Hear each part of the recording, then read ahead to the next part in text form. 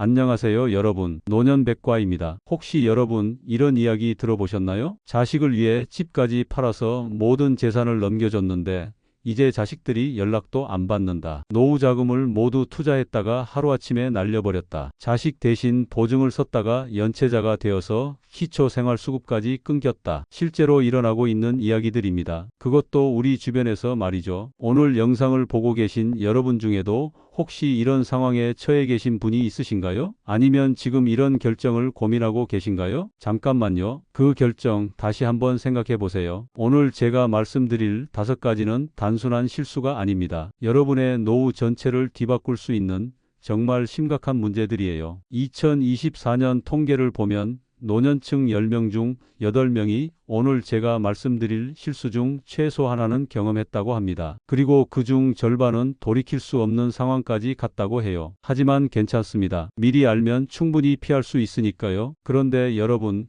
구독 버튼과 좋아요 버튼 보이시죠? 이 영상이 도움이 되신다면 꼭 눌러주세요. 여러분의 구독과 좋아요가 더 많은 어르신들에게 이런 중요한 정보를 전달할 수 있게 해줍니다. 그리고 옆에 계신 가족분들도 함께 보시면 더욱 좋겠어요. 노후 준비는 혼자 하는 게 아니니까요. 자, 그럼 본격적으로 시작해 볼까요? 첫 번째, 자녀에게 전 재산을 일찍 넘기는 것. 여러분, 혹시 이런 생각해 보신 적 있으세요? 우리 자식들 참 착하고 효도 잘해. 살아있을 때 미리 재산을 나눠주는 게 좋겠다. 상속세도 아끼고 자식들도 좋아할 텐데. 아, 정말 부모 마음이란 게 그렇죠. 자식이 좋아하는 모습 보면 뭐든 해주고 싶고. 하지만 잠깐만요. 실제로 어떤 일이 일어나는지 한번 들어보세요. 부산에 사시는 김 할아버지 이야기입니다. 올해 75세이신데요. 3년 전에 10억짜리 아파트를 두 아들에게 증여했어요. 증여세도 4천만 원이나 내면서 말이죠. 우리 아들들 착하니까 걱정 없어. 나중에 용돈도 주고 잘해줄 거야. 그런데 지금은 어떻게 됐을까요? 큰아들은 그 아파트를 팔아서 사업 자금으로 쓰다가 망했어요. 작은아들은 아예 이사를 가버려서 연락도 안 받아요. 할아버지는 지금 월세 30만 원짜리 원룸에서 혼자 살고 계세요. 기초연금 30만 원으로 월세 내고 생활하니까 한 달에 먹을 거 사 먹을 돈이 얼마나 될까요? 그래도 우리 자식들은 다르지 않을까? 정말 그럴까요? 2024년 법무부 통계를 보면 부모가 자녀에게 재산을 증여한 후 연락이 끊긴 사례가 연간 2,000건 이상 발생했어요. 하루에 대여건씩 일어나는 거죠. 그리고 이런 경우에 70%는 재산을 되돌려받기가 거의 불가능해요. 왜냐하면 이미 자녀 명의로 넘어간 재산이거든요. 여러분, 이게 바로 문제예요. 효도는 강제할 수 없어요. 하지만 재산은 한번 넘기면 되돌리기 정말 어려워요. 그럼 어떻게 해야 하나요? 좋은 질문이에요. 첫째, 재산을 넘길 때는 전부 다 주지 마세요. 일부만 증여하고 나머지는 본인 명의로 꼭 남겨두세요. 예를 들어볼게요. 5억 원의 재산이 있다면 2억 원 정도만 미리 증여하고 3억 원은 본인이 가지고 계시는 거예요. 그 3억 원으로 주거비, 생활비, 의료비를 충당하시는 거죠. 둘째, 유언대용 신탁이라는 걸 활용해 보세요. 이건 쉽게 말하면 내가 살아있을 때는 내가 쓰고 죽은 다음에 자식들에게 주겠다는 계약이에요. 신탁은행에 맡겨두면 매월 생활비를 받을 수 있고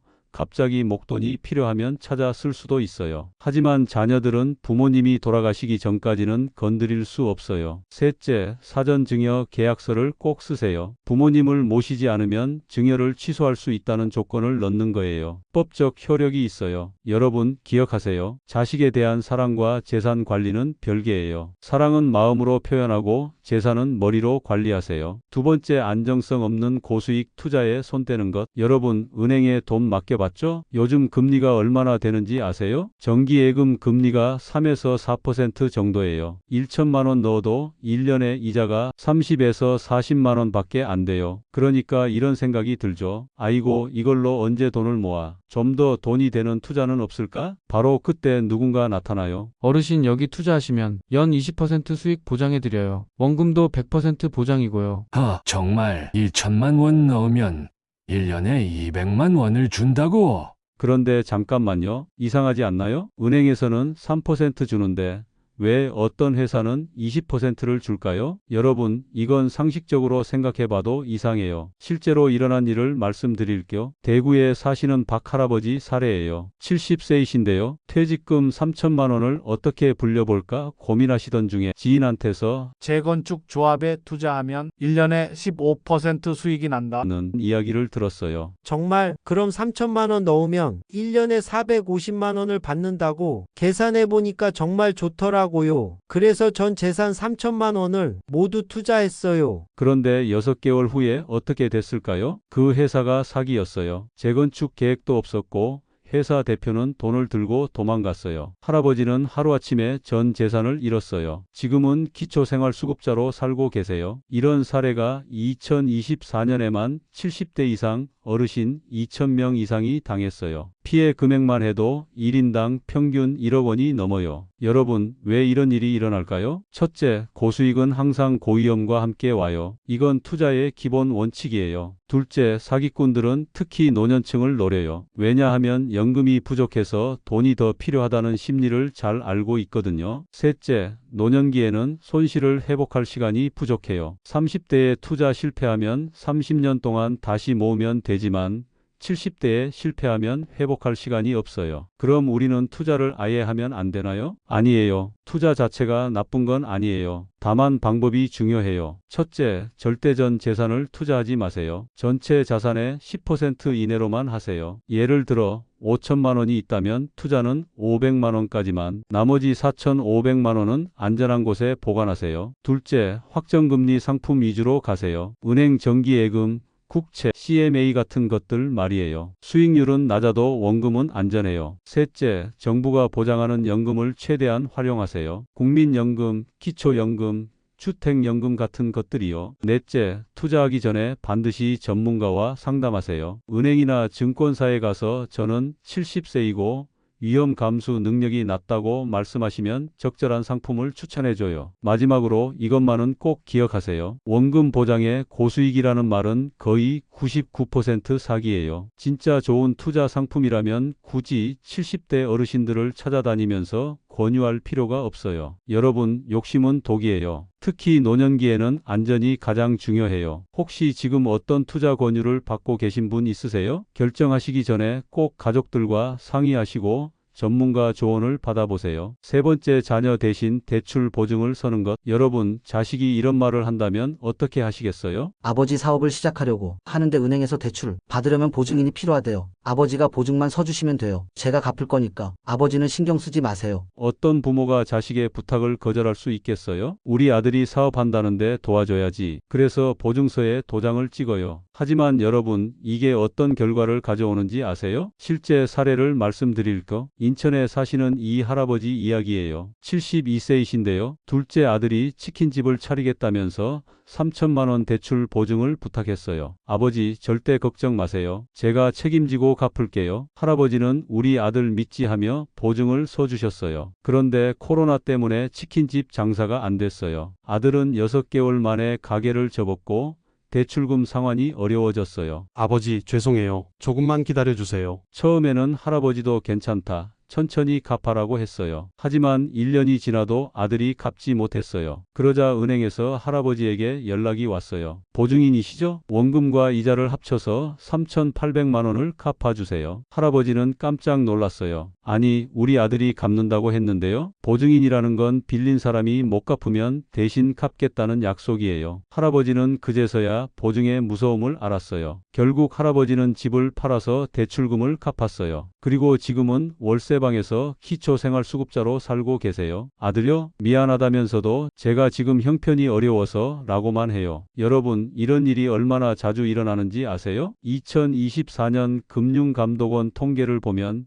60세 이상 고령자가 자녀나 친지 대신 보증을 섰다가 연체자가 된 사례가 적지 않습니다. 여러분, 왜 이런 일이 일어날까요? 첫째, 많은 어르신들이 보증의 의미를 정확히 모르세요. 보증인이라는 건 빌린 사람이 못 갚으면 내가 대신 갚겠다는 법적 약속이에요. 단순히 이 사람을 믿는다는 의미가 아니에요. 둘째, 내 자식은 다르다는 믿음이 있어요. 하지만 사업은 본인 의지와 상관없이 실패할 수 있어요. 경기 침체, 자연재해, 감염병 같은 외부 요인 때문에 말이에요. 셋째, 자녀들도 처음에는 갚을 의지가 있어요. 하지만 사업이 어려워지면 부모님이 도와주셔야 하는 거 아니에요? 라는 생각이 생겨요. 그럼 자식이 도움을 요청할 때 어떻게 해야 하나요?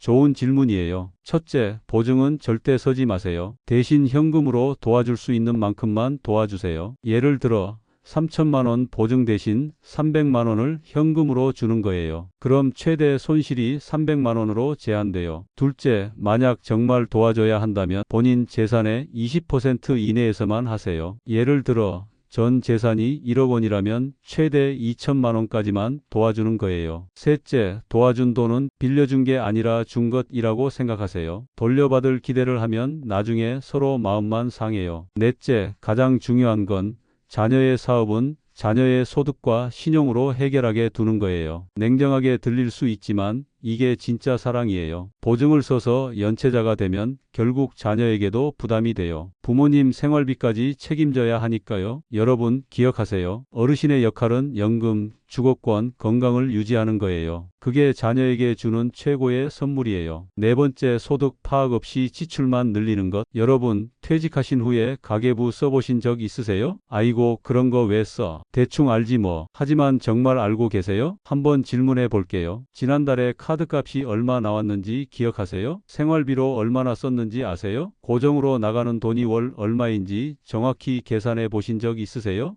잘 모르겠는데 대부분 이런 대답을 하세요. 하지만 이게 바로 문제예요. 퇴직 후에는 수입은 줄어드는데 지출은 늘어나요. 특히 의료비가 급격히 증가해요. 실제 사례를 말씀드릴까? 광주에 사시는 김 할머니 이야기예요. 68세이신데요. 남편이 퇴직한 후 월 소득이 350만 원에서 180만 원으로 줄었어요. 국민연금 120만 원, 알바 소득 60만 원이에요. 그런데 생활 패턴은 그대로였어요. 외식도 여전히 주 2에서 3회, 부부 용돈도 각자 30만 원씩, 손자 용돈도 매월 20만 원씩, 뭐 조금 줄이긴 했지만 괜찮을 거야. 그런데 6개월 후에 당뇨가 생겼어요. 매월 병원비와 약값으로 15만 원이 추가로 나가기 시작했어요. 1년 후에는 어떻게 됐을까요? 매월 적자가 50만 원씩 생겼어요. 1년이면 600만 원 적자예요. 할머니는 결국 예금을 털어서 생활비를 충당했어요. 3년 만에 2천만 원 예금이 바닥났어요. 지금은 기초생활수급자 신청을 준비하고 계세요. 여러분, 이런 분들이 정말 많아요. 2024년 통계청 자료를 보면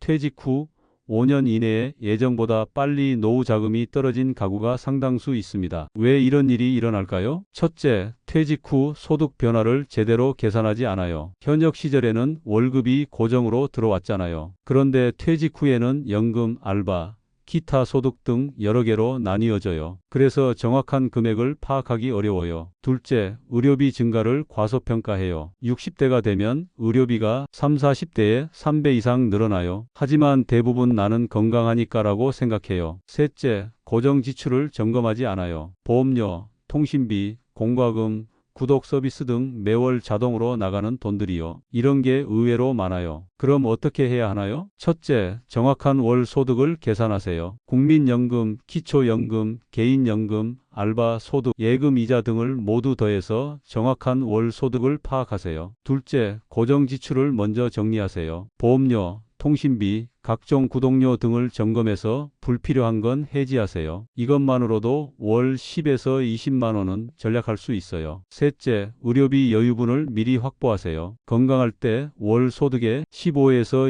20%는 의료비 여유분으로 남겨두세요. 넷째, 가계부를 써보세요. 요즘은 스마트폰 앱으로 쉽게 쓸 수 있어요. 카카오페이, 토스 같은 앱에서 자동으로 분류해주기도 해요. 다섯째, 50대 30대 20 원칙을 활용하세요. 월 소득의 50%는 필수 생활비, 집세, 식비, 공과금, 30%는 여가비, 외식, 취미, 용돈, 20%는 비상금으로 나누는 거예요. 예를 들어 월 소득이 200만 원이라면 필수 생활비 100만 원, 여가비 60만 원, 비상금 40만 원으로 배분하는 거죠. 마지막으로 정부 지원 제도를 최대한 활용하세요. 기초연금, 노인 일자리, 의료비 지원, 통신비 할인 등 받을 수 있는 혜택을 모두 받으세요. 여러분 기억하세요. 노후 생활은 마라톤이에요. 처음에 너무 빨리 뛰면 나중에 포기하게 돼요. 지금부터라도 가계부를 써보세요. 한 달만 써봐도 어디서 돈이 새는지 알 수 있어요. 다섯 번째, 정부 혜택이나 제도를 몰라서 놓치는 것. 여러분 혹시 이런 생각 해보신 적 있으세요? 정부에서 어르신들 도와준다고는 하는데 나는 해당 안 되는 것 같아. 복잡하고 어려워서 신청하기 귀찮아. 우리 같은 사람들이 받을 수 있는 혜택이 있을까? 정말 그럴까요? 실제로 조사해보면 깜짝 놀랄 거예요. 보건복지부 자료에서 일부 복지 혜택의 신청률이 낮다는 지적이 있어요. 쉽게 말하면 받을 수 있는 혜택을 스스로 포기하고 있다는 뜻이에요. 얼마나 아까운 일이에요? 실제 사례를 말씀드릴까? 전주에 사시는 박 할아버지 이야기예요. 74세이신데요. 국민연금 80만 원,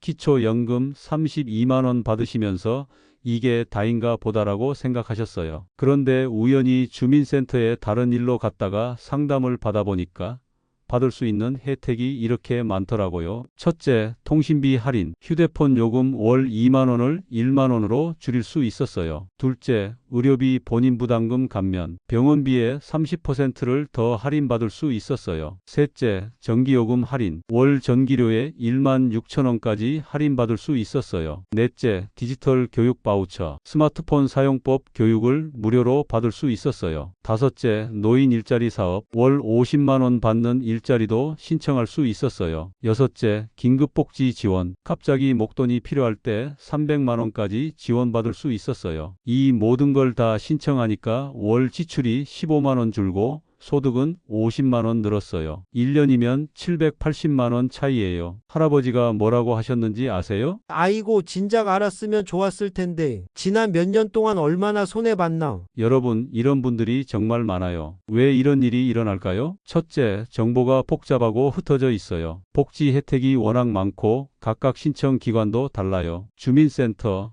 국민연금공단, 보건소, 세무서 등등 여러 곳에 흩어져 있어요. 둘째, 신청 절차가 복잡해 보여요. 서류도 많고 용어도 어려워 보이니까 나는 못하겠다고 포기하는 거예요. 셋째, 나는 해당 안 될 거야 라는 선입견이 있어요. 우리는 그럭저럭 살만하니까 라고 생각하시는 거죠. 하지만 여러분, 복지 혜택은 가난한 사람만 받는 게 아니에요. 어르신이라면 누구나 받을 수 있는 혜택들이 많아요. 그럼 어떤 혜택들이 있나요? 하나씩 말씀드릴까? 첫째, 기본적인 연금류. 기초연금 소득 하위 70%면 월 최대 33만 4,810원, 국민연금 가입 기간에 따라 차이 주택연금 집이 있으면 매월 연금으로 받을 수 있어요. 둘째, 의료비 지원. 의료급여, 의료비 본인 부담금 대폭 할인, 건강보험 본인 부담금 경감 소득에 따라 의료비 할인, 무료 건강검진, 65세 이상 종합검진 무료. 셋째, 생활비 지원. 통신비 할인 월 1만 원 이상 할인 가능. 전기요금 할인 월 1만 6천 원까지 할인. 도시가스 요금 할인 월 1만 6천 원까지 할인. 대중교통비 할인 지역별로 무료 또는 할인. 넷째, 일자리 지원. 노인 일자리 사업 월 30에서 80만 원 소득. 시니어 클럽 각종 활동 프로그램 사회공헌 일자리 봉사활동으로 소득 창출. 다섯째, 주거 지원. 주거급여 월 임차료 지원. 주택 개보수 지원. 집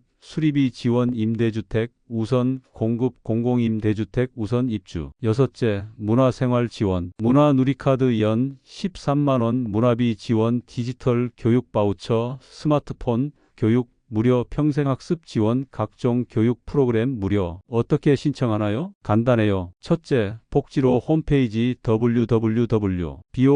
www.bokjeiro.go KR에 들어가세요. 여기서 복지 서비스 모의 계산을 해보면 본인이 받을 수 있는 혜택을 한 번에 알 수 있어요. 둘째, 주민센터에 가서 찾아가는 복지 상담을 신청하세요. 공무원이 1대1로 상담해서 받을 수 있는 혜택을 모두 알려줘요. 셋째, 국민신문고 www.epople.go KR를 활용하세요. 온라인으로 질문하면 담당 공무원이 답변해줘요. 넷째, 129번 보건복지 상담센터에 전화하세요. 무료로 복지 혜택 상담을 받을 수 있어요. 마지막으로 이것만은 꼭 기억하세요. 혜택을 받는 건 부끄러운 게 아니에요. 국민의 당연한 권리예요. 평생 세금 내면서 살아오셨잖아요. 이제는 받을 때가 된 거예요. 그리고 신청하기 전에 꼭 가족들과 상의하세요. 젊은 세대가 인터넷으로 정보를 찾는데 더 익숙하거든요. 여러분, 지금이라도 늦지 않았어요. 오늘 당장 주민센터에 전화해서 받을 수 있는 복지 혜택이 뭐가 있는지 상담받고 싶다고 말씀하세요. 한 달에 10만 원만 더 받아도 1년이면 120만 원이에요. 10년이면 1200만 원이고요. 여러분, 오늘 긴 시간 동안 함께 해주셔서 정말 고맙습니다. 오늘 제가 말씀드린 5가지 내용을 다시 한번 정리해 드릴게요. 첫째, 자녀에게 전 재산을 일찍 넘기지 마세요. 일부만 증여하고 나머지는 본인 명의로 유지하세요. 둘째, 안정성 없는 고수익 투자는 피하세요. 전체 자산의 10% 이내에서만 투자하고 나머지는 안전한 곳에 보관하세요. 셋째, 자녀 대신 대출 보증을 서지 마세요. 현금으로 도울 수 있는 만큼만 도와주세요. 넷째, 소득과 지출을 정확히 파악하세요. 가계부를 쓰고 50대 30대 20 원칙을 활용하세요. 다섯째, 정부 혜택을 적극적으로 찾아서 신청하세요. 복지로 홈페이지나 주민센터를 활용하세요. 혹시 오늘 말씀드린 내용 중에 이미 하고 계신 게 있으신가요? 괜찮습니다. 지금이라도 바꾸시면 늦지 않았어요. 재산을 이미 넘기셨다면 최소한 앞으로는 생활비와 주거권을 확실히 보장받으세요. 위험한 투자를 하고 계시다면 손실이 더 커지기 전에 정리하세요. 보증을 이미 서셨다면 만약의 경우를 대비해서 대응 방안을 미리 준비하세요. 지출 관리가 안 되고 있다면 오늘부터라도 가계부를 써보세요. 받을 수 있는 혜택을 못 받고 계시다면 내일 당장 주민센터에 문의해 보세요. 여러분, 기억하세요. 노후는 새로운 시작이에요. 걱정과 불안이 아니라 지혜와 경험으로 채워나가는 시간이에요. 오늘 제가 말씀드린 5가지는 그 지혜의 시작점이에요. 그리고 이런 정보는 혼자 알고 있지 말고 주변 분들과도 공유해 주세요. 이 영상을 가족, 친구, 이웃에게도 보여주세요. 더 많은 어르신들이 안전하고 편안한 노후를 보낼 수 있게 도와주세요. 마지막으로 여러분의 구독과 좋아요가 정말 큰 힘이 됩니다. 노년백과는 앞으로도 어르신들에게 꼭 필요한 정보를 계속 전달해 드릴게요. 건강관리법, 연금 최대로 받는 방법, 의료비 절약하는 방법, 효율적인 재산 관리법 등 실질적으로 도움이 되는 내용들로 찾아뵙겠습니다. 그리고 궁금한 점이나 다뤄줬으면 하는 주제가 있으시면 댓글로 말씀해 주세요. 여러분의 의견을 반영해서 영상을 만들어 드릴게요. 여러분의 노후가 더 안전하고 평온하기를 노년백과가 언제나 응원하겠습니다. 오늘도 끝까지 시청해 주셔서 감사합니다. 다음 영상에서 또 만나요.